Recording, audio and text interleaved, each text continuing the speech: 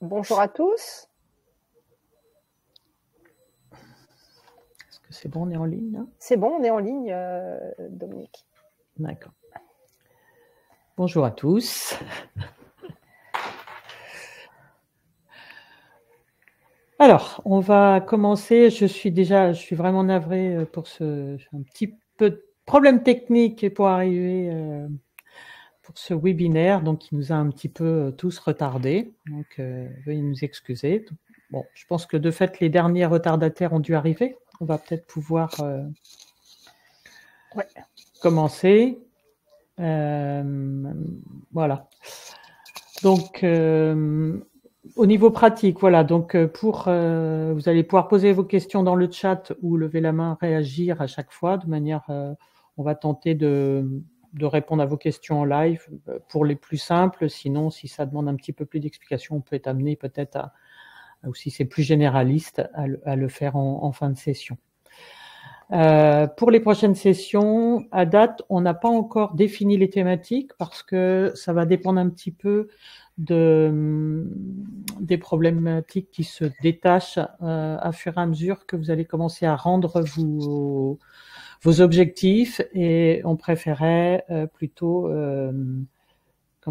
faire en sorte que ça soit au plus près de vos préoccupations. Donc, en fonction des quelques premières questions, soit on refera un centré sur l'identito-vigilance ou bien sur les sujets qui vont vous poser question. Donc, les intervenants, on aura à côté Grad. Manuela, je te laisse. Oui, bon, Manuela Oliver, là, moi, c'est sûr que je suis plus pertinente sur P1O1 hein, et le taux de qualification de l'INS, mais d'un autre côté, je connais pas trop mal les problématiques établissement d'alimentation du DMP et j'interviens aujourd'hui plutôt à ce titre. Et Dominique. Voilà, et côté ARS PACA, Dominique Cordelalais et puis Lise Macron qui intervient sur 2 départements aussi. Au niveau PACA, le 06 et plus spécifiquement 0683, mais voilà, qui peut répondre aussi à toutes les questions. Donc une petite présentation rapide effectivement du déroulé. On refait un petit focus sur le programme Open2 en lui-même, le rendu des indicateurs, et ensuite on fera vraiment plus précisément des éléments sur chaque objectif qui concerne aujourd'hui donc le DMP. Donc le programme Open2, on ne le présente plus. Là on arrive vraiment sur la fin. Il faut savoir que pour les cibles, vous pouvez prendre toutes les périodes de mesure en prenant un mois calendaire. On ne peut pas prendre de période qui soit à cheval sur 2 mois. Ce sont toujours des mois calendaires. Et vos périodes de mesure peuvent aller du 1er décembre 2024 et le dernier mois, ça sera juillet 2025. Voilà. Et donc, les rendus, ça pourront s'étaler jusqu'à fin août 2025. Voilà. Comme pour ça, vous avez un mois pour... voilà.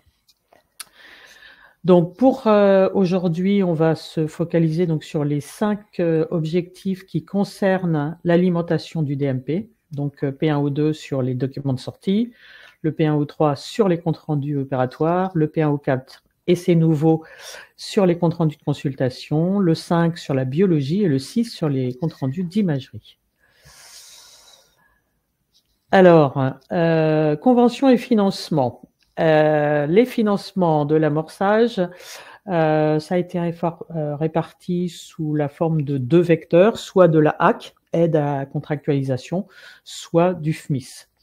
Donc, pour ceux qui avaient de la HAC, ils ont déjà perçu cette part fin 2024. Et pour le FMIS, la circulaire est parue. Et désormais, ça pourra être en fonction, on devrait, les premières conventions devraient partir normalement fin de semaine ou début de semaine prochaine. Et dès lors que les conventions seront arriveront chez vous, il faudra les signer et ensuite vous pourrez, pour ceux qui sont payés en MIS, aller chercher auprès de la Caisse des dépôts. Alors, rendu des indicateurs. Donc, roulement de tambour. Donc, les documents à renseigner. Donc, ça, c'est un onglet qu'on va trouver qui résume un petit peu tous les documents à fournir, les documents preuves à fournir pour chaque objectif. Voilà. Donc, vous les verrez dans les matrices de réponse. Donc, on va revenir un peu plus précisément sur le sujet. Et donc, c'est voilà, vas-y pour la prochaine. Voilà, et c'est pour ça qu'un peu le roulement de tambour, nous avons enfin acté une plateforme de rendu des objectifs et ce sera finalement démarche simplifiée. En fait, eu égard à toutes les problématiques qu'il y a eu et pendant la candidature, je ne sais pas ce qui s'est passé là. Voilà, et pendant la candidature et puis dernièrement sur la plateforme OSIS V3, comme en plus il y a pour CARE, vous êtes obligé déjà d'aller renseigner sur OSIS V3, on s'est dit on va pas surcharger, on va laisser CARE se dérouler, on va éviter de faire péter la plateforme en inscrivant nos résultats. Donc on a fait effectivement un formulaire démarche simplifiée. Normalement d'ici la fin on devrait y accéder. Alors moi, j'ai fait des copies d'écran d'un formulaire test. Ça ressemblera à peu près à ça, mais c'est pour vous donner une petite idée des attendus. Donc, d'ici fin mars, et on vous fera un mail pour vous prévenir du lien. Voilà. La règle de dépôt, ça sera un formulaire de dépôt par établissement. Donc, effectivement, concernant les GHT, il va falloir faire une organisation interne à chaque GHT. Soit effectivement, l'établissement support ouvre un formulaire par établissement et puis, comme vous le voyez à l'écran, vous allez appuyer sur « Inviter une personne à modifier le dossier ». Et à ce moment-là, vous mettrez l'adresse mail du responsable de l'établissement partie qui pourra ensuite accéder à ce formulaire, le renseigner et déposer ces éléments de preuve. Et dans la mesure où vous l'aurez ouvert en tant qu'établissement support, ça vous donnera aussi un droit de regard sur les contenus. Et puis, d'un point de vue organisationnel, vous saurez vraiment si c'est rempli. C'est plus facile. Soit effectivement, vous demandez à chaque établissement partie de créer son propre formulaire de réponse. Et pourquoi pas de vous demander ensuite à l'établissement de support d'avoir un avis sur la question. Mais voilà. C'est vos organisations, là-dessus on ne va pas intervenir, mais la règle de dépôt, c'est un formulaire de réponse par établissement. Allons-y. Donc les écrans, voilà, donc c'est pas très grand, mais c'est pour vous dire, en fait, vous allez d'abord définir, comme pour un dépôt, la région. Ensuite, vous allez mettre votre finesse PMSI et on va vous demander votre numéro de dossier démarche simplifiée. 2 candidatures. Ça nous permet, nous, de faire le lien entre les 2 formulaires. Ici, vous avez effectivement, c'est le numéro de dossier démarche simplifiée. Donc là, c'est effectivement l'établissement support qui aura une idée. Là, j'ai mis établissement. Je suis désolée. C'est pas grave. Voilà. Après, nom du GHT. Et le porteur de projet. Voilà, donc ça c'est pour le premier. Vas-y, diapositive suivante. En 2, on va avoir les objectifs que vous déposez. D'accord. C'est uniquement ce que vous déposez au moment où vous le faites. Et ensuite, vous avez une deuxième question avec radio-bouton dans lequel il y aura d'autres objectifs à remplir ultérieurement, soit il est complet. Voilà. Ce qui nous permet effectivement de statuer sur l'avancée du dépôt à date. Voilà. Ensuite, on a pour chaque objectif, là je vous ai pris le P1, il faudra remplir le mois calendaire, les numérateurs dénominateurs et effectivement, ce qui est important, c'est que pour chaque objectif, il est vous avez la possibilité de télécharger la matrice de calcul qu'il faudra remplir pour chaque objectif. Et en plus, il y a, qui est repris ici, quels sont les documents attendus pour chaque objectif. Donc, par exemple, là, j'ai pris le P1 ou 1. On a le détail sur les modalités de calcul et on a, si jamais vous avez un taux d'INS non qualifiable qui est utilisé, alors vous êtes obligé de rajouter un document qui va justifier de l'usage de ça. Et ensuite, vous allez déposer votre matrice ici. Voilà, une fois renseignée. Ensuite, et alors, une petite chose intéressante, c'est qu'on a un peu anticipé. Là, avec SunES, on vous a demandé pour certains d'avoir la liste des éléments comptables. En fait, dès lors, dans les conventions, c'est déjà spécifié pour éviter la surcompensation. Effectivement, on ne doit absolument pas, les programmes ne doivent pas faire de surcompensation sur la dépense, c'est-à-dire que ce que vous allez percevoir en forfait doit être au moins supérieur ou égal à ce que vous avez dépensé. Non, il doit être inférieur ou égal, pardon. C'est vos dépenses qui doivent être supérieures ou égales au forfait perçu. Vous ne devez pas faire effectivement de bénéfices sur les forfaits. Voilà. Et donc, alors par contre, le justificatif, il est bien spécifié. Vous pouvez télécharger le modèle sur la Caisse des dépôts et le renseigner, mais le garder par devers vous. Hein. C'est vous qui attestez que vous avez toutes les preuves que vous respectez les règles comptables de l'État, mais vous les rendrez pas. Mais par ce formulaire, vous attestez que vous êtes en règle. Voilà. Voilà. Alors, je vais prendre la suite de Dominique. Merci. Juste pour une petite diapositive. Dans les documents preuves, pour un certain nombre d'objectifs, vous avez à fournir des modèles de documents anonymisés qui ne contiennent pas de données nominatives patients, en tout cas pas l'identité, pour que le contrôle sur la conformité de l'identité présente sur les documents puisse être réalisé. Je vous rappelle que les traits qui doivent être présents sur les documents sont très précisément définis par l'exigence pratique professionnelle 21 de la version 2 du référentiel national d'identito-vigilance. Je vous les ai ici rappelés.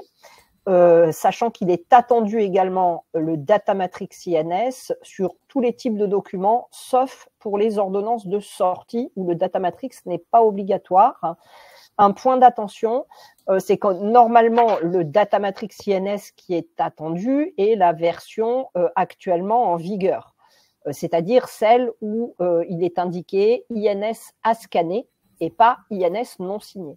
Cependant, les pouvoirs publics, conscients du retard pris par certains éditeurs dans la mise en œuvre de ce nouveau modèle de data matrix, qui n'est pas si nouveau que ça, puisqu'il a presque 2 ans, mais c'est comme ça, accepteront que le document soit référencé avec l'ancien modèle de data matrix, puisque là, vous dépendez vraiment de l'éditeur. Ici, vous avez un exemple de cartouche. Vous n'êtes pas obligé de présenter l'identité en cartouche. Ce qui est important, c'est que le data matrix soit présent et que tous les traits soient renseignés. À noter également que chaque page des documents doit être référencée avec des traits minimums. Alors, on ne demande pas de répéter l'ensemble de l'identité et le data matrix sur toutes les pages. Et vous avez ici les noms, les traits qui doivent être obligatoirement présents sur les pages suivantes d'un document. Voilà, et je te relaisse la main. Merci Manuela. Alors, allons-y. Alors, pour les indicateurs, on a bien sûr toujours un petit peu comme dans SunES, la notion de séjour avec pour le MCO, la PSI ou l'HAD, etc. On a effectivement des séjours un petit peu différents, mais grosso modo, il y a toujours une date d'entrée, une date de sortie. Voilà, donc effectivement pour la dialyse. Et par contre, on ne comptabilise pas les passages aux urgences qui ne donnent pas lieu à une hospitalisation.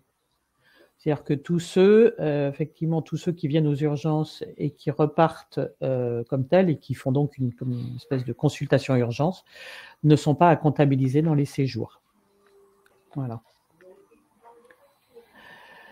Alors, un petit dessin par rapport aux objectifs, puisqu'on n'a pas les mêmes modalités de définition de la prise en compte des séjours en fonction des indicateurs dont on parle aujourd'hui. Donc, pour ce qui est c'est-à-dire les documents de sortie et les comptes rendus, les CRO, ça va concerner tous ceux dont la date de sortie est comprise dans le mois d'observance, peu importe quand a démarré le séjour, puisque comme la lettre de liaison, tout ça c'est dû à la sortie du patient, effectivement, peu importe la date d'entrée, on prend en compte tous les séjours qui se terminent dans la période.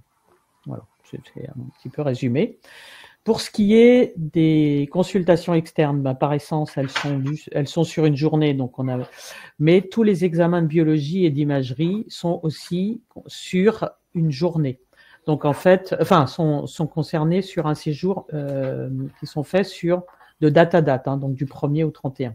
Effectivement, par essence, un examen ne dure pas sur plusieurs jours. Donc on a vraiment sur le mois calendaire. Voilà. Alors, sur le dénominateur, effectivement, une chose c'est un fil rouge, parce que c'est toujours la même chose. On va, dans le cas des dénominateurs, on va toujours, parce que là, on va, pour le cas du DMP, on va partir du principe qu'on est à 93%. Pour Sun, on était à 90%. Mais là, on avoisine plutôt les 93% de DMP qui seraient ouverts. Il faut bien comprendre que pour qu'un DMP soit ouvert, il faut qu'on y ait accès. Donc, pour pouvoir dire qu'on a 93% qui sont ouverts, on va commencer par exclure du dénominateur tous ceux qui n'auront jamais de DMP. Voilà. Ou du moins, à qui non plus on ne va pas en envoyer parce que, entre autres, les patients décédés, on n'en verra plus rien. Donc, à exclure du dénominateur, par défaut, on aura les non-assurés sociaux en France, ou bien les personnes disposant d'un matricule de type NIA, les mineurs confiés à l'aide sociale à l'enfance, les nouveau-nés en maternité, parce que le délai de création du DMP va souvent ne pas être compatible avec l'envoi des documents. Et évidemment, les patients décédés, puisque par essence, on ne va pas envoyer une lettre de sortie, une lettre de liaison de sortie, puisqu'il n'y a pas beaucoup de choses à faire a posteriori. La seule chose qu'on pourrait envoyer, pour lesquelles peut-être vous pourriez les mettre, c'est si vous envoyez un document au médecin traitant, donc peut-être pour la messagerie, mais ça c'était l'autre, parce que pour prévenir le médecin. Mais sinon, normalement, on les enlève du dénominateur. Et ensuite, 93%, en fait, c'est dans le taux de pondération qui est utilisé. Eh bien, les 7%, c'est les assurés sociaux qui se sont opposés à la création automatique, ceux qui ont choisi de fermer leur profil Mon Espace Santé, ceux qui se sont opposés à l'alimentation en cas de motif légitime, et les assurés sociaux qui sont éligibles à Mon Espace et pour lesquels l'assurance maladie n'a pas été en mesure de leur signifier leur droit d'opposition à l'ouverture. Et à ce jour, donc, ça mène à un dénominateur, à un taux de pondération de 93%. Je ne sais pas si à ce stade, il y a beaucoup de questions. Je vois qu'il y a 19... Il n'y a pas de questions, pas de questions, Dominique. Il y en avait une, j'ai répondu, je ne pense pas que j'ai dit de bêtises. Il y avait une question qui disait le dépôt sur démarche simplifiée nationale ou ne concerne que PACA. J'ai répondu que c'était national. Est-ce que j'ai bien répondu ? C'est national, c'est effectivement c'est une décision qu'on a prise collégialement. Je vous dis, on a beaucoup discuté avec OSIS. On avait, nous, évoqué à un moment en PACAL de faire une ouverture d'un fichier de dépôt. Et en fait, nationalement, voilà. Comme pour la candidature, ça sera un formulaire national. Voilà. il y a peut-être une question qui est en train d'arriver, parce que je vois que quelqu'un tape. Je te propose qu'on attende 10 secondes. Oui. Alors, si je comprends bien, on ne décompte pas les patients qui ont fermé leur DMP. Donc, je vais revenir sur la diapo, du coup. Ah oui. Voilà. Alors, en fait, ceux qui l'ont fermé, par essence, on considère qu'ils font partie des 7%.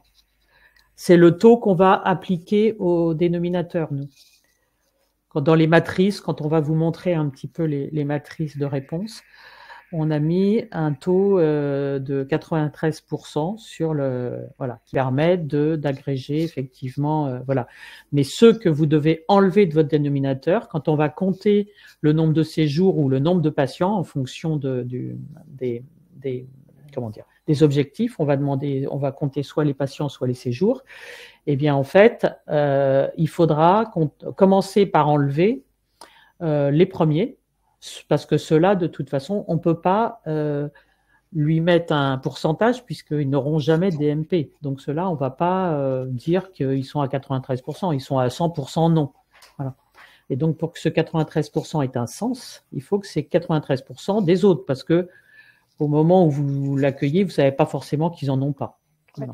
Si je peux compléter, Dominique, en règle générale, quand on essaie d'alimenter le DMP, on a des messages retour du DMP. Donc, c'est soit OK, DMP alimenté, soit KO avec un certain nombre de motifs. Dans les 93%, il y a déjà les réponses KO. Le patient a fermé son DMP. Ça, c'est pris. Et vous avez aussi des réponses KO. Le DMP du patient n'existe pas. Et là, il faut aller un peu plus loin dans votre analyse, parce que le DMP du patient, il peut ne pas exister parce que l'assurance maladie n'a pas été en mesure de contacter l'usager pour qu'il exprime son droit d'opposition, auquel cas, ça, c'est compris dans les 93%. Mais il peut aussi ne pas exister parce que la personne n'est pas assurée sociale en France. Et elle peut avoir une INS parce qu'elle est née en France ou parce qu'elle réside en France et qu'elle travaille à l'étranger. Je pense à Monaco, par exemple. Pour les Alpes-Maritimes, il y aura probablement un certain nombre de patients. Ou parce qu'elle a un matricule INS de type NIA. Ce qui veut dire que pour rendre votre objectif, vous allez être obligé de creuser un petit peu les cas. Le DMP du patient n'existe pas pour savoir si le patient n'a pas de DMP parce qu'il a un matricule INS de type NIA, auquel cas il faut l'enlever du dénominateur, parce qu'il n'est pas assuré social en France, auquel cas il faut l'enlever du dénominateur. Et si vous avez exclu ces deux cas-là et tout le reste, ça fait partie des 93%, du taux des 7% d'attrition. Je ne sais pas si j'ai été claire dans mon explication. Et il y a une autre question, Dominique. Pour les patients qui refusent l'alimentation de leur DMP au moment de leur admission, comment fait-on pour les exclure ? Alors, ceux-là, ils sont dans les 93%. Donc, normalement, on vous n'avez pas à les exclure en plus. Voilà, ils se sont opposés à l'alimentation en cas de motif légitime. Parce que malgré tout, d'après ce que je comprends, c'est que un professionnel de santé peut très bien juger, passer outre l'avis du patient parce qu'il considère que l'information qu'il va mettre dans le DMP est absolument indispensable à la prise en charge du patient. Il va considérer que l'information qu'il va mettre dans le DMT vraiment ça serait trop important que ça n'y soit pas. Soit une allergie majeure, soit je ne sais pas, quelque chose qui fait que qui pourrait avoir de graves conséquences sur un suivi ultérieur si jamais il ne l'écrivait pas. Alors, ils ne s'opposent pas à l'alimentation de leur DMP de façon totale, c'est juste pour notre hospitalisation chez nous. Mais je pense que c'est compris dans les 93%. Enfin, moi, j'ai compris ça comme ça, Dominique. Oui, c'est ça. Ouais. C'est ça. Soit en France, nous avons de nombreux DMP non créés, bien que le patient soit humain avec un INS. comptabiliser. Il faut voir si l'INS est de type, si le matricule INS est de type NIR ou de type NIA. L'assurance maladie n'ouvre pas de DMP tant que le matricule INS est de type NIA. Elle attend que le matricule passe à un type NIR pour ouvrir. Et là, ça vous oblige finalement à croiser vos données. C'est ce que j'essayais d'expliquer probablement maladroitement entre vos données d'INS et vos données d'échec pour DMP n'existent pas. Et votre action, en fait, ils ne sont pas comptabilisés puisque s'ils ont un matricule de type NIA, on les enlève du dénominateur. Hein, c'est le cas ici. Hein, attendez, excusez-moi. Là, les personnes disposant, donc ça, vous les enlevez de votre nombre de séjours. Et si ils ont un matricule de type NIR, mais que le DMP n'existe pas, que ce ne sont pas des mineurs confiés à l'AS, que ce ne sont pas des nouveau-nés, que ce ne sont pas des non-assurés sociaux en France, et que le DMP n'existe pas, ils sont compris dans ce taux de pondération. Donc, vous avez une attrition qui s'applique à votre dénominateur en plus de 7%. Donc, si vous aviez eu 1000 séjours, vous déclarez « j'ai eu 1000 séjours », seront comptabilisés 930 séjours, en fait, après le taux de pondération de 93%.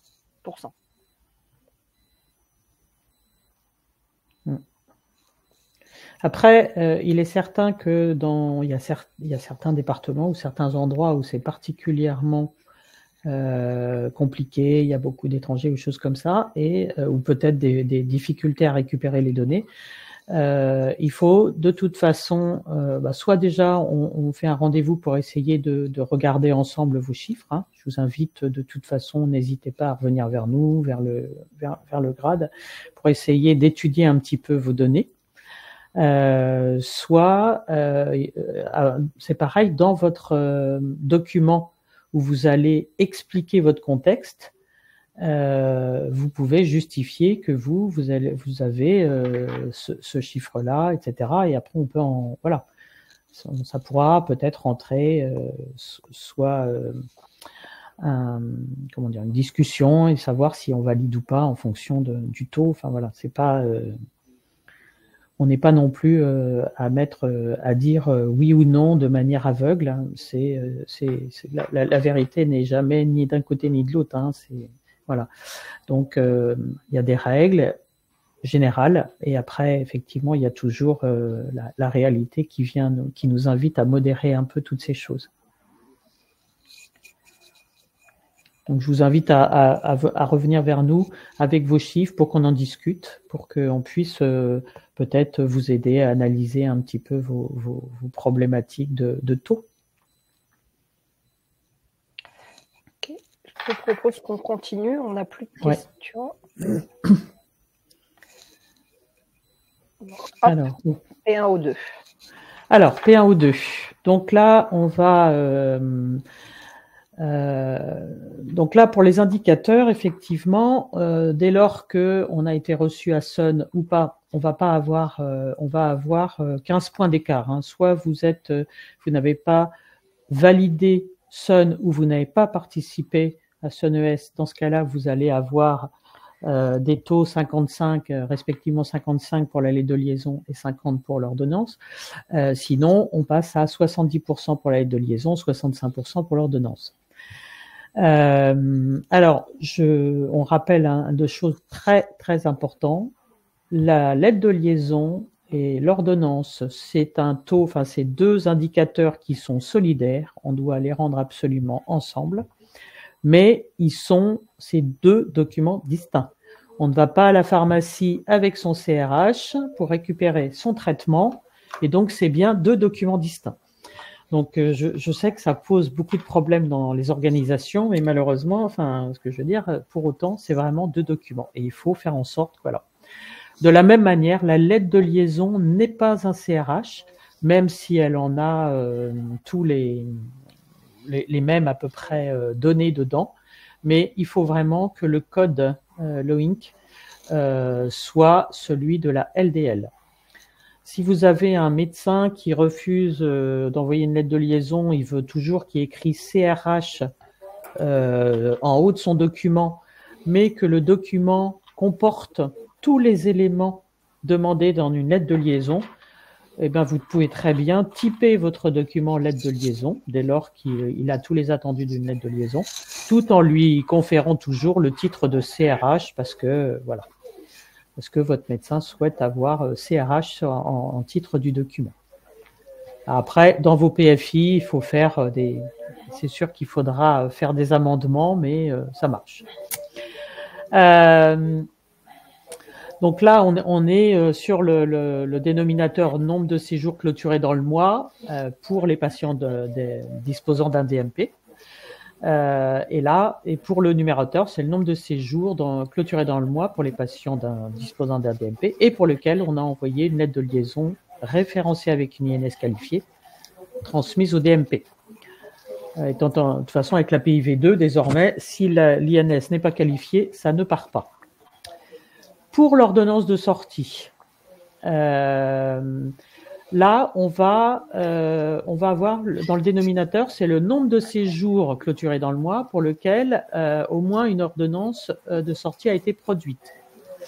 Pour les ordonnances, ce sont tous les types d'ordonnances, c'est-à-dire que ordonnance médicaments, ordonnance de soins, ordonnance de produits, ordonnance de labo, de radio, enfin vraiment toute prescription, voilà, avec d'orthophonie, enfin voilà, elles ont toutes un type particulier dans ce cas-là, mais une fois qu'elles sont typées prescription, tout est comptabilisé dans les ordonnances.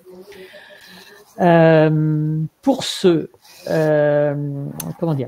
pour les établissements, l'activité, effectivement, on ne fait pas d'ordonnance.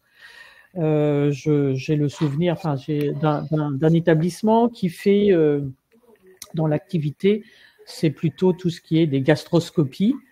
Effectivement, une fois l'examen fait, c'est un petit peu de l'hôpital de jour. Une fois l'examen fait, ils n'ont aucune raison de faire des ordonnances. Donc, c'est là qu'on va avoir des exceptions. Donc, l'HAD, là, c'est toujours la même chose. Tous les établissements HAD, ils n'ont pas vocation à faire l'ordonnance puisque c'est le médecin traitant qui l'a fait. Donc, ils vont faire une attestation sur l'honneur en disant « je n'en fais pas ». Voilà. Mais de la même manière, tous ceux dont les prises en charge ne donnent pas de lieu à prescription vont pouvoir aussi faire une attestation sur l'honneur.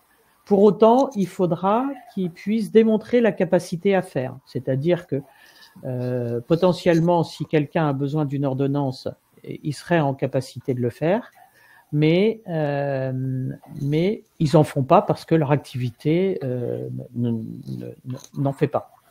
Voilà. Toc, toc, toc. Peut-être revenir juste sur un point d'attention, Dominique. Si c'est votre DPI qui alimente le DMP, vous allez pouvoir sortir toutes vos données de votre infocentre issues du DPI.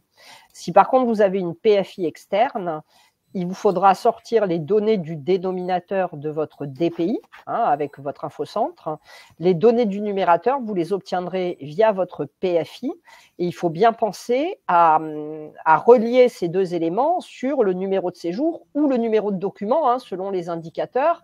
Mais il ne suffit pas juste de dire j'en ai envoyé tant au DMP, j'ai eu tant de séjours. Il faut s'assurer que ce que vous avez envoyé au DMP, ça concernait bien des séjours qui se sont terminés pendant le mois de mesure. C'est important de faire ce croisement, donc selon les cas, soit sur l'IEP, le numéro de séjour, soit sur le numéro de document. Je pense à l'imagerie, à la biologie, parce qu'au cours d'un même événement, on peut avoir plusieurs examens qu'on réalise. Je vais partager donc là l'écran pour la matrice de rendu du P1O2. Je pense que tu peux partager sans que je départage. Oui. Attends, je suis en train de fenêtre écran P1O2. Là voici. Partager. Voici. Vous voyez bien mon... Voilà. Donc en fait, on a ces fameuses matrices de réponse dans lequel vous allez effectivement, je te laisse appuyer sur l'onglet objectif ou bien ça marche? Est-ce que je peux? Normalement, ça va pas marcher. Hein. Il faut que ça soit toi qui appuies là. Ah oui, c'est moi qui appuie sur mon écran. C'est toi qui partage. Hein. Voilà. Donc, ce que je vous ai montré tout à l'heure avec les éléments justificatifs, eh bien, ils sont repris ici. Donc ici, par exemple, pour la lettre de liaison, on aura un exemple anonymisé de lettre de liaison, le détail sur les modalités de calcul et la matrice de réponse. Pour ce qui concerne l'ordonnance, on va avoir les détails de l'EA et l'attestation sur l'honneur si besoin. Ici, on n'a pas de lettre de modèle anonymisé hein, pour l'ordonnance de sortie. Alors, pour ce qui concerne l'onglet de réponse, il faudra bien sûr renseigner votre nom d'établissement, votre finesse PMSI, et il faudra répondre ici si vous avez atteint les cibles ou pas. Donc, si vous les avez, ça va vous dire 70%, sinon, on va vous dire, si ce n'est pas atteint, 55%. Il faudra période de mesure, c'est un mois calendaire, donc là, peu importe. Et ensuite, vous devrez mettre les numérateurs et les dénominateurs. Donc ici, numérateur, on a dit, allez, on va dire 850, c'est les lettres de liaison et on en avait 1500. Pas grave. Voilà, donc par exemple, pour 1500 séjours clôturés dans le mois, et vous en avez envoyé 850, voilà, et bien en fait, vous voyez ici qu'on a par défaut diminué la valeur du dénominateur, puisqu'on est parti du principe que 7% des personnes concernées par le taux de séjour clôturé dans le mois, potentiellement, il y aurait une réponse négative. Voilà. Donc, par défaut, ça amène un dénominateur à 1395. C'est calculé d'office. Ce qui vous fait, tel que déposé comme ça, une réponse, un taux à 61%. Voilà. Et si effectivement, vous aviez dit que vous aviez atteint les cibles, eh bien, il vous dirait que vous êtes en dessous. Voilà. Donc ça, c'est la réponse pour la lettre de liaison. Et on a la même chose pour l'ordonnance, sachant qu'effectivement, si on a une exception, eh bien, effectivement, on ne rendra pas celle-ci. Il faudra mettre 00 partout et par contre, fournir le document d'exception. Est-ce que vous avez des questions sur celui-ci? Pas de questions, Dominique. D'accord. Alors, je vais pouvoir arrêter le partage. Regarde, hop, tu n'étais pas obligé, voilà. J'ai remis en gros. Très bien, c'est bien. Du coup, je change de diapositive et on va passer à P1 ou 3. Voilà. Alors, P1 ou 3 pour les comptes rendus opératoires. Donc là, le mode de calcul, on est encore sur les séjours clôturés dans le mois comprenant un acte chirurgical. Donc souvent, là, il faut aller sur vos PMSI pour essayer de trouver quels sont les séjours qui sont typés chirurgical, parce que ça veut dire qu'ils ont au moins un acte classant. Voilà. Donc ça va sûrement, c'est souvent en allant faire une requête au niveau du PMSI que vous savez quels sont les séjours de type qui sont classés en chirurgical et qui vont nécessiter un CRO. Toujours la même chose pour un patient disposant d'un DMP. Et en haut dans le numérateur, c'est ceux à qui vous avez envoyé un CRO avec une INS qualifiée, etc. Pour la même raison, le CRO n'est pas une lettre de liaison ni un CRH, c'est-à-dire que si vous envoyez un document qui comprend les trois, et ça je sais que malheureusement pour certains établissements effectivement de chirurgie, ça arrive que effectivement les médecins libéraux envoient un seul document, et ça c'est ça qui est problématique. Donc ça c'est des problèmes organisationnels et qui obèrent les taux, parce que vous avez un document qui est émis et et les deux autres passent à la trappe, quoi. Voilà. Donc, Je vais vous partager de la même manière le taux pour le... Alors, partager l'écran. Alors, toc, toc, fenêtre, écran complet. Non, c'est fenêtre. Bon, pop-up et un 6. Pendant que tu partages, il y a une question d'Anne-Carole Denet qui dit « Si on est dans ce cas de figure, on ne doit donc le prendre que dans un seul indicateur, je pense. C'est-à-dire prendre le document. » Je pense que c'est ça la question. Le cas de figure où tu as tout sur le même document. Ouais. LDL et CRO. Oui. Et ordo. En fait, le souci, et entre autres, c'était votre cas, vos médecins n'ont malheureusement, comment dire, ils avaient tapé sur CRO. Or, le CRO, c'est malheureusement pour vous, alors là, c'est un objectif à lui tout seul. Très bien, mais c'est quand même quelque chose qui rapporte beaucoup moins qu'un objectif complet. Donc, c'est vrai que vous avez eu des CRO, mais vous n'avez pas eu la lettre de liaison parce que comme ils ont envoyé le CRO et que le reste était derrière, voilà, c'est ce qui fait que malheureusement, c'est ça. Et donc, s'ils envoyaient au moins la lettre de liaison, c'est ce qui rapporte le plus. Mais de fait, vous avez un objectif sur 3 pour vous, malheureusement. C'est ça, sauf de faire... voilà. Ouais, mais sauf que P1O2, Dominique, sauf erreur de ma part, maintenant, il faut... Oui, non, et puis en plus, P1O2, ça ne marche pas. Et l'autre, donc ça ne marchera pas. C'est ça, ça ne marchera pas non plus. Donc c'est vrai que pour eux, soit ils font que le CRO, et dans ce cas-là, parce que leurs médecins ne changeront pas d'avis, et il vaut mieux s'arc-bouter sur le CRO, ça sera toujours ça de prix, parce que sinon, s'ils mettent la lettre de liaison et l'ordonnance... ensemble, ça ne marchera pas, vous serez recalé. Voilà. Donc, c'est vrai que ça, c'est un vrai problème, mais effectivement, nous, on n'a pas vraiment la main là-dessus, quoi. Ouais. Ouais, il pourrait ouvrir 3 documents et cliquer 3 fois. Oui. Oui. Le logiciel de cabinet. Mais c'est vrai qu'ils n'ont pas envie. Je comprends, hein, voilà. Malheureusement, voilà. Pour le P1O3, on va avoir un peu le même mode de fonctionnement hein, à chaque fois que pour le P1O2.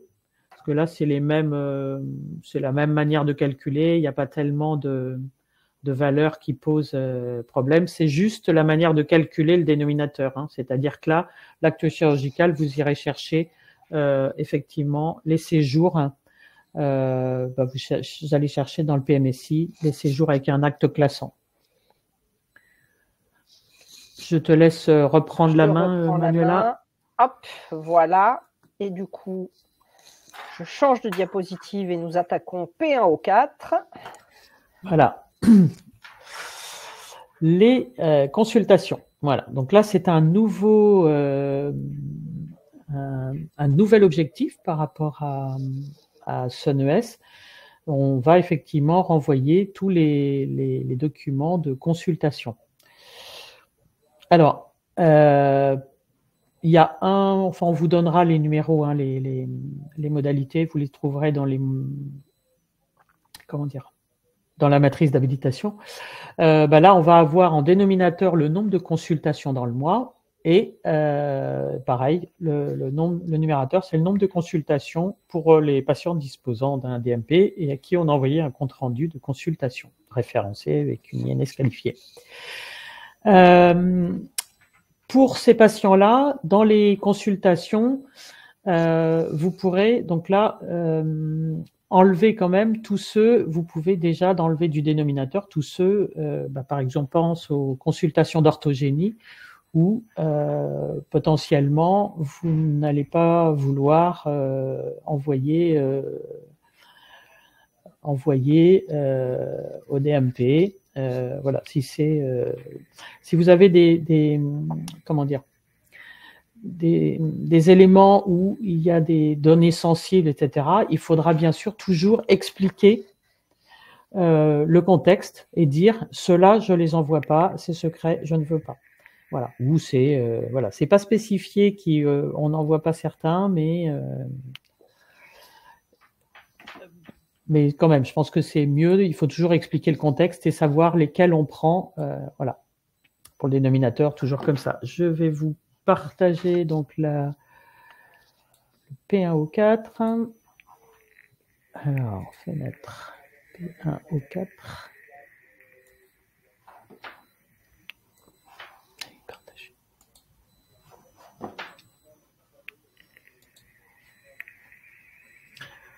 Donc, bon, là, comme c'est un nouveau, on n'a pas d'histoire de cible Sun, donc par défaut, de toute façon, la cible est à 50%. Voilà. Et donc, donc là, quel que soit là, vous avez numérateur, dénominateur, et vous rendez les données. Donc là, c'est relativement simple. À chaque fois, vous pouvez rajouter des observations, mais l'intérêt quand même, c'est de soit il y a très peu de choses à dire et vous pouvez les mettre dans l'observation ici, c'est-à-dire que vous allez pouvoir justifier à cet endroit. S'il y a plus de choses à mettre, ce qui est important de fournir un autre document, voilà, Word, enfin un PDF, peu importe, dans lequel vous allez toujours expliquer le contexte de l'objectif. Je te laisse reprendre la main. Oui. Et P1O5, donc la biologie. La biologie. Donc là, on a le dénominateur, c'est le nombre de comptes rendus de biologie médicale produits par l'établissement dans le mois et qui ne font pas l'objet d'une décision de non-transmission. Donc ça, c'est très important. Vous avez, alors de manière, si je puis dire, pas légale, mais réglementaire, c'est sûr que tout ce qui concerne la génétique, c'est interdit. Mais vous avez l'ANAPAT aussi, où on va pas forcément interdire l'envoi, mais on va différer l'envoi du fait de la nécessité d'un entretien avec le médecin avant que le patient prenne connaissance des résultats. Donc, à ce titre, ils vont faire l'objet d'une décision de non-transmission. Mais de la même manière, votre établissement pourrait aussi bien, donc le CME pourrait bien décider que vous n'envoyez, même pour la biologie, aucune biologie pendant le séjour. C'est-à-dire que vous n'envoyez que ceux qui sont faits en externe, voilà. Ça, donc il faudra par contre, dans les documents que vous devrez fournir, il faudra fournir la décision de non-transmission pour qu'on ait, voilà, qui vont justifier effectivement du calcul de votre dénominateur. Et effectivement, le numérateur, c'est le nombre de comptes rendus de biologie produits par l'établissement pour les patients du DMP et référencés avec une INS qualifiée et qui ont été transmis au DMP. Et le format, il y a toujours la tolérance pour envoyer du CDAR2 niveau 1 et pas obligatoirement du CDAR2 niveau 3 pour le programme Open2. La tolérance est toujours là.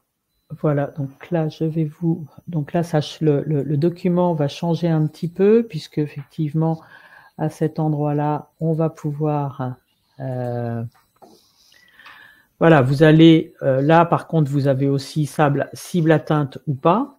Et par contre, ici, vous allez avoir cette case où vous allez dire sur les documents, voilà combien il y en a en tout dans le mois.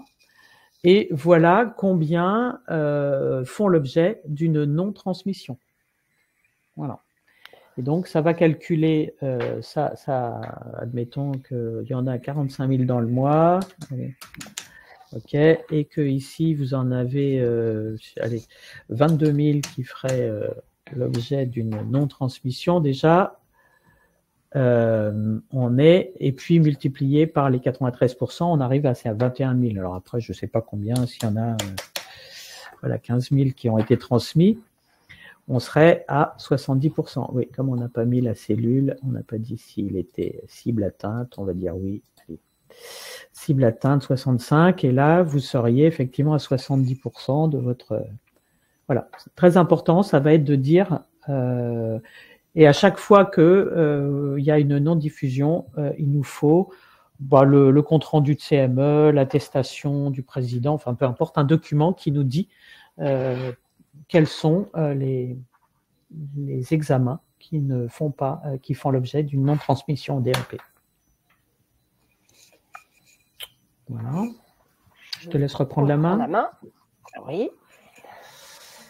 Et il n'y a pas de questions. Du coup, P1 au 6. Alors, pour le P1 au 6, alors en fait, on a les mêmes, comment dire, on va avoir la même chose que pour le P1 au 5. On va aussi avoir la possibilité d'avoir des examens qui ne font pas l'objet d'une décision, enfin qui font l'objet d'une décision de non-transmission. Donc comme pour le P1 ou 5, et je ne vais pas vous monter la matrice qui finalement ressemble à la même, c'est la même que pour le P1 ou 5, vous avez une case dans laquelle vous direz voilà le nombre de comptes rendus qui font l'objet de non-transmission. Donc ça va calculer un dénominateur, voilà. Et du coup, je reprends la main, Dominique, mais ça va être rapide, hein, pour attirer votre attention sur un certain nombre de points. Pour alimenter le DMP, vous avez besoin de 2 certificats. Et comme vous êtes des établissements de santé, vous avez besoin de certificats organisation, hein, et pas des certificats qu'utilisent les professionnels de santé libéraux pour alimenter. Je vous le dis parce que j'ai eu une question juste tout à l'heure avant le webinaire sur ce sujet-là. Et vous avez besoin des 2 certificats pour alimenter. Le téléservice INSI, vous appelez probablement plutôt par carte, hein, CPS, auquel cas vous n'avez pas du tout besoin de certificat.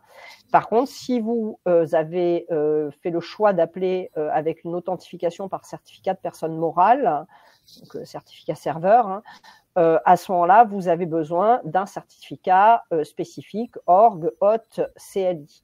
Tout simplement, avec des conventions de nommage particulières qui sont décrites dans le guide d'intégration INSI.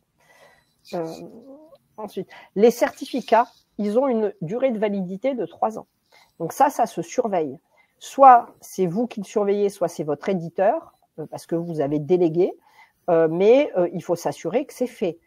Alors, 1 mois avant l'expiration, il y a bien une notification qui est envoyée à l'adresse mail qui avait été renseignée au moment de la déclaration de l'administrateur technique. Hein. Un certificat, ça peut être commandé par un administrateur technique.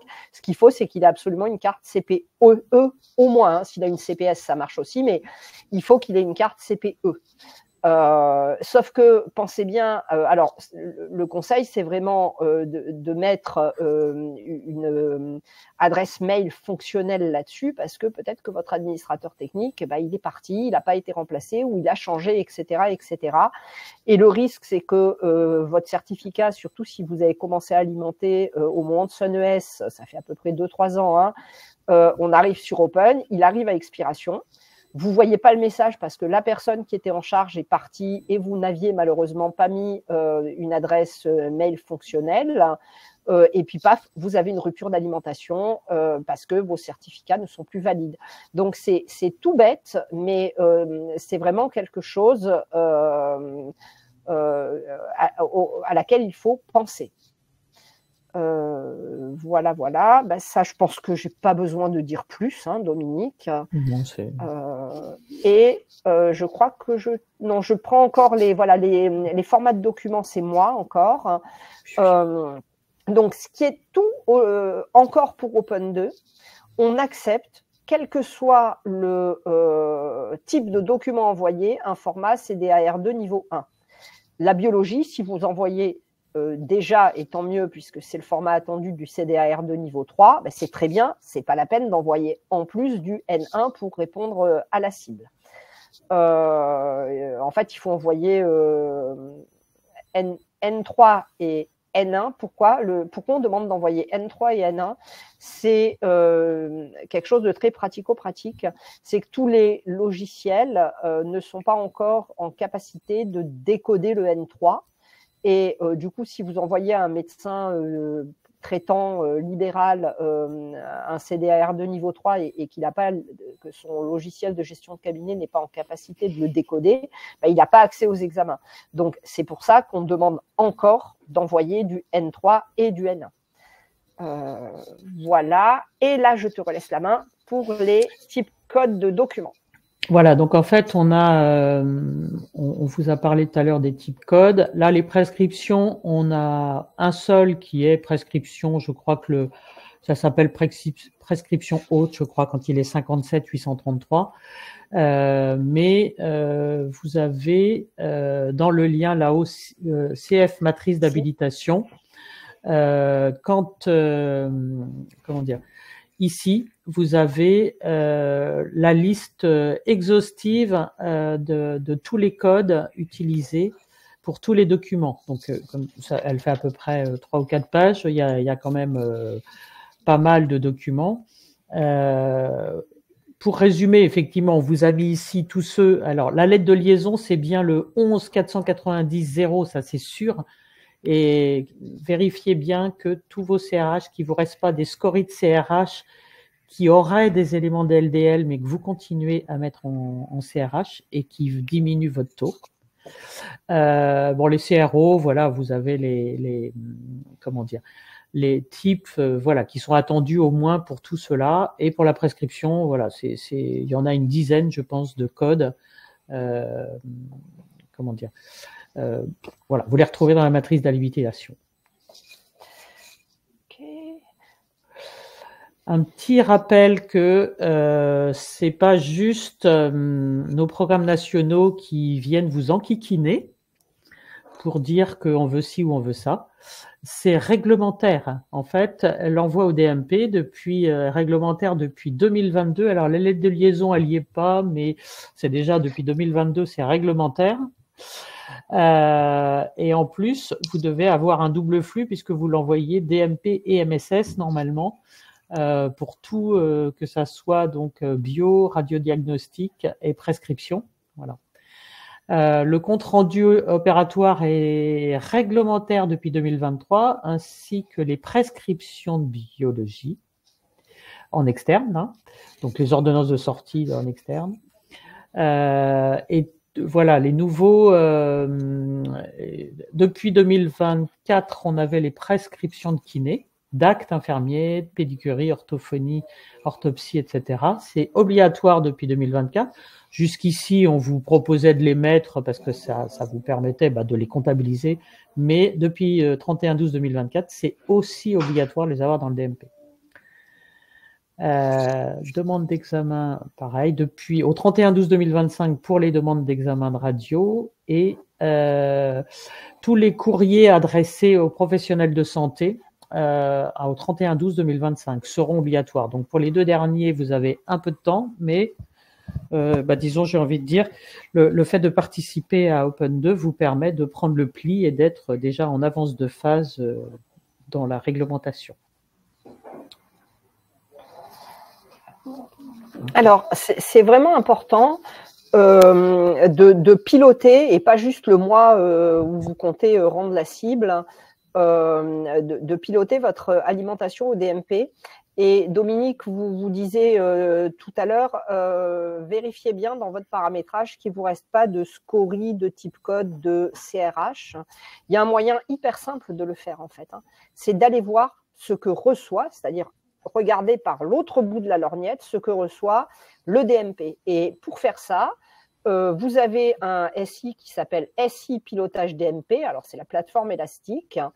Et ça c'est vraiment intéressant parce que ça vous permet de voir ce qui est de l'autre côté. Alors, ça ne doit pas être utilisé. Je laisserai la parole à Dominique pour rendre vos éléments. Mais c'est une bonne aide. Moi, dans une expérience personnelle, ça m'a vraiment permis de repérer des petites scories de paramétrage, hein, très clairement, et de dire, non, on a oublié un document, et on sait qu'on a beaucoup de documents, beaucoup de modèles de documents, hein, dans les DPI, et que on n'est jamais vraiment sûr d'avoir fait le tour de tout. Ça vous permet autre chose. Si jamais vous n'avez pas la main ou les compétences, tout dépend des établissements, hein, de monitorer vos PFI, de regarder quotidiennement les échecs. Normalement, une interface, ça se monitore, ça se surveille tous les jours, si on veut bien faire les choses. Maintenant, vous n'avez peut-être pas les moyens ou la compétence technique. Le fait de regarder régulièrement le SI-DMP, vous connaissez globalement votre taux d'alimentation quotidien, hebdomadaire, etc. Si vous voyez une chute, ça doit vous alerter. Et c'est très facile, une fois qu'on a les codes, je pense qu'on a la diapositive ici pour indiquer à qui s'adresser pour demander les accès à ce SI-DMP. C'est très facile de se connecter, ça prend 2 secondes le matin, on regarde et on se dit bon c'est bon, ok, hier il n'y a pas eu d'erreur ou il n'y en a pas plus que d'habitude ou etc. Donc c'est vraiment quelque chose, c'est un bel outil de pilotage qui vous permet de voir ce que reçoit le DMP du patient et pas seulement ce que vous envoyez. Et je te laisse la parole, Dominique, pour parler de… Oui, j'insiste vraiment sur le fait que ça n'est vraiment qu'un outil de pilotage. C'est d'ailleurs son nom, SI Pilotage DMP. À aucun moment, vous devez… C'est pour ça que quand vous nous rendez vos trucs en disant bah oui vous êtes à 803 parce que SIDMP le dit, ça m'intéresse pas. Ce qui m'intéresse c'est de savoir combien vous avez de séjours et de me justifier les séjours que vous avez eus, comment et même pour vous c'est quand même intéressant. C'est pas juste oui bah je vais avoir une bonne note donc je vais dire que j'ai fait ce qu'on a demandé. Non, il faut pas rendre vos chiffres en espérant coller à DMP. Parce que le SIDMP, lui, il va, ce sont des données lissées, c'est-à-dire que lui, il va avoir un chiffre, il va pas forcément répondre, représenter exactement les mêmes que vous, parce que vous les envoyez le 31 mars et que lui, il les reçoit le 3 avril, pour une raison X ou Y, peu importe. Mais si vous avez un blocage du flux et qu'il le reçoit le 3 avril, en mars, vous avez 0, par exemple, soyons clairs. Donc, c'est pour ça que c'est ce que disait Manuela, c'est très important de monitorer parce que quand vous avez des trous dans la raquette, c'est soit vous avez les flux qui sont interrompus, soit il y a eu une erreur et puis c'est reparti, mais malheureusement, voilà, c'est pas arrivé dans le DMP. Et donc, comme vous avez des écarts, il faut pas chercher à coller, d'accord ? C'est vraiment du pilotage. Et par ailleurs, pour nous, c'est plus facile dès lors que vous avez aussi un accès à SIDMP. Vous pouvez visualiser document par document quand vous avez un accès. Vous allez avoir une vue mensuelle qui va regrouper grosso modo effectivement le nombre de documents envoyés. Mais si vous prenez la vue hebdomadaire, vous aurez une analyse que vous pouvez filtrer par document. Donc, vous savez que ce mois-ci, vous avez envoyé 1707, que le DMP a reçu 1707. C'est pas que vous avez envoyé. Et c'est vrai que si vous êtes persuadé d'en avoir envoyé 2908, c'est qu'il y a un gros trou dans la raquette. Donc, soit il faut vite aller vérifier les tuyaux pour vérifier qu'ils sont pas bouchés, soit vous êtes tout content de vous, vous avez dit ça y est, j'ai lancé les documents de consultation, sauf que comme le paramétrage n'était pas bon, ils sont pas comptabilisés parce que vous êtes trompé dans le type code. Enfin, trompé, ou peu importe la raison. Et donc, ça n'arrive pas comme vous le souhaitez. Donc, ça permet vraiment de gérer votre projet d'alimentation au jour le jour. Et pour compléter ce que tu dis, Dominique, et apporter un peu quelque chose d'actualité, je pense que vous savez tous que le manuel de certification de la 6e itération, donc le manuel 2025, est paru récemment, le 21 janvier dernier. Et alors, ils ont un peu renuméroté les critères, etc. Il ne faut pas chercher à trouver des correspondances avec l'ancien manuel, mais il y a un critère qui est le 3.1-09. Les données du patient sont sécurisées, qui est investigué par l'expert visiteur numérique. Et l'expert visiteur numérique, il va vous demander, hein, il va vous dire où est votre tableau de bord de suivi de l'alimentation du DMP par type de document, quelles actions menez-vous, quel plan d'action avez-vous pour améliorer l'alimentation du DMP, etc., etc. Donc tout ce que vous faites là pour répondre au programme Open, tout ce qu'on vous conseille de faire en termes de pilotage, c'est de l'investissement. C'est de l'investissement pour votre future visite de certification V 2025. Et on y est. Alors pour ceux qui ne sont pas encore dedans, mais si vous vous habituez, le jour où vous avez les visiteurs, vous serez serein, en fait, parce que vous serez entraîné tout au long, dès maintenant. Et enfin, alors là, on vous a déjà donné un certain nombre de clés, mais donc on vous a parlé des problèmes techniques hein, sur l'alimentation, du DMP, etc.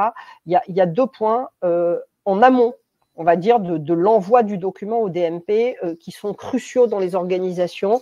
Et c'est là-dessus qu'il faut travailler si on veut augmenter son taux de DMP. Alors, je ne reviens pas hein, sur le taux de qualification de l'INS. Si on a un taux à 50%, même si on a 100% de LDL validé, ben, au maximum, on alimentera le DMP à 50%. Mais pour pouvoir envoyer un document, encore faut-il qu'il existe. C'est-à-dire que le médecin ait produit le document. Et pour pouvoir l'envoyer, encore faut-il que le médecin l'ait validé. Et du coup, si vous avez des infocentres qui sont un petit peu puissants, la majorité des infocentres le font, hein, et qui vous permettent de piloter idéalement hebdomadairement, parce que je vous fais part d'une expérience personnelle là, et bon, bah, si hebdomadairement c'est trop lourd, le faire mensuellement, le taux de présence des documents et le taux de validation des documents par praticien, et de faire une restitution en CME au directeur médical, au référent DMP de l'établissement. Ça permet vraiment, c'est ça qui permet d'améliorer les taux d'alimentation, très clairement. Hein. Alors, effectivement, pour compléter, c'est vrai que là, depuis Sun, avec le SONS, j'ai envie de dire désormais, les DSI, finalement, je pense que comment dire, ils ont plus rien à faire les DSI en fait, parce que sauf de effectivement vérifier les tuyaux, comme je dis un petit peu de manière un petit peu légère, mais on sent vraiment que désormais on passe sur le, c'est vraiment la main est au métier, c'est vraiment au métier. De comprendre désormais que c'est très important de valider, d'envoyer, parce que effectivement l'informaticien il peut toujours ouvrir les tuyaux. S'il n'y a pas d'eau au bout, de toute façon, eh ben il y en aura ni d'un côté ni de l'autre, quoi. C'est-à-dire que si vous mettez, s'il n'y a rien dans le flux, bah, ça sera toujours à sec et l'informatique n'y sera pas pour grand-chose. Donc désormais, la part de l'informatique dans ces projets devient un peu moins primordial. Eux, ils ont à vérifier que les tuyaux sont en bon état, mais la majeure partie maintenant du travail, c'est vraiment changer un petit peu le paradigme et vraiment que le monde du métier prenne ça à bras le corps et comprenne bien qu'il faut organiser désormais les soins un peu différemment, penser à tous ces documents. L'informatique aide, hein, il y a beaucoup de choses qui aident, mais effectivement, il y a beaucoup d'organisation hein, et de prise en charge par les professionnels eux-mêmes hein, de cette manière de faire, très important, et de penser. Et alors, attends, hop, je change de diapo. On avait eu quelques questions préalablement à ce webinaire. Du coup, Dominique, si je peux te laisser la main sur la réponse. Oui. Alors, est-ce que je suis obligée de rendre l'ensemble des objectifs auxquels j'ai candidaté sur le même mois? Absolument pas. Vous pouvez prendre un mois de référence pour chaque objectif, y compris dans le P1 ou 2, où vous pouvez très bien rendre les lettres de liaison en janvier et les ordonnances sur mars. Tout pour le rendu, on prend le mois que l'on veut, quel que soit l'objectif. Hein, tout à fait. Les patients, alors oui, par défaut, on les exclut pour le DMP, effectivement. parce que eux, comme il sera fermé, il n'y a aucune raison de continuer à alimenter un DMP d'une personne décédée hein, pour la prise en charge suivante. Ça n'a aucun sens. Donc, pour ce qui nous concerne dans le DMP, aujourd'hui, c'est oui. On les exclut d'office. C'était pas forcément vrai, c'est ce que j'avais dit tout à l'heure pour la messagerie sécurisée, parce que pour ces patients-là, potentiellement, on peut envoyer au médecin une lettre au médecin traitant pour le prévenir justement que son patient est décédé et que voilà, pour qu'il soit un peu au courant qu'il n'a plus, qu'il l'exclure de sa patientèle. Mais pour le DMP, ça n'a aucun sens, donc oui, d'emblée. Est-ce que l'envoi du livret d'accueil sur un parcours donné peut être pris en cours? Oui, donc ça, c'était sur en P1 ou 8. Pourquoi pas? Voilà, c'était sur le P1 ou 8, hein, d'envoyer en messagerie sécurisée. On peut aussi. Voilà. Est-ce que vous avez d'autres questions là sur le DMP? N'hésitez pas à poser vos questions et à profiter de la présence de Dominique et de Lise hein, qui sont tout à fait légitimes pour répondre à toutes vos interrogations. Ou à toi, parce que toi, tu as les mains dans le cambouis aussi. Ouais, moi, je peux répondre sur le côté opérationnel, mais pas sur les positions nationales. Donc, il faut vraiment profiter de vous, quoi, et de votre présence et du temps que vous accordez à ce webinaire. Donc, c'était très clair, alors. C'est magnifique. Et qu'est-ce qu'on a mis? Ben voilà, des questions.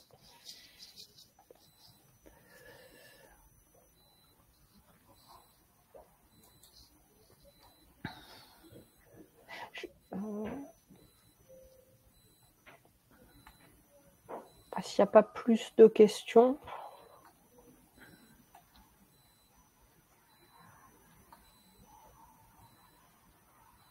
Non, je vois que...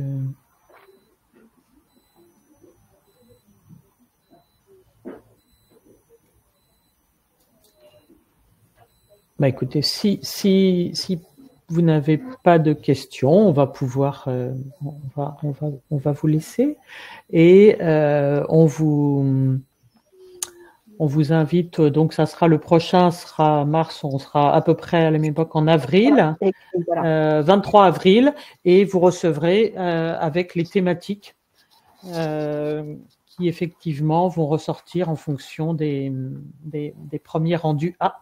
Il y a une question. Non, des remerciements. Des remerciements.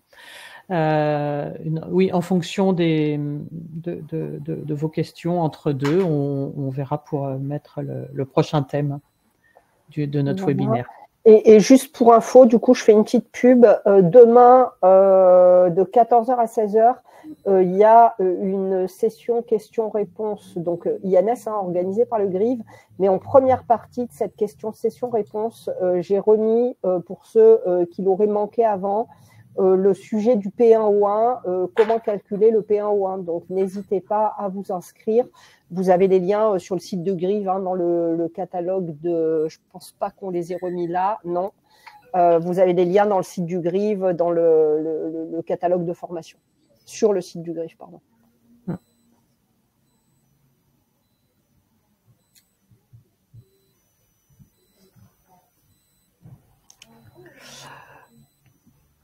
Eh bien, très bien.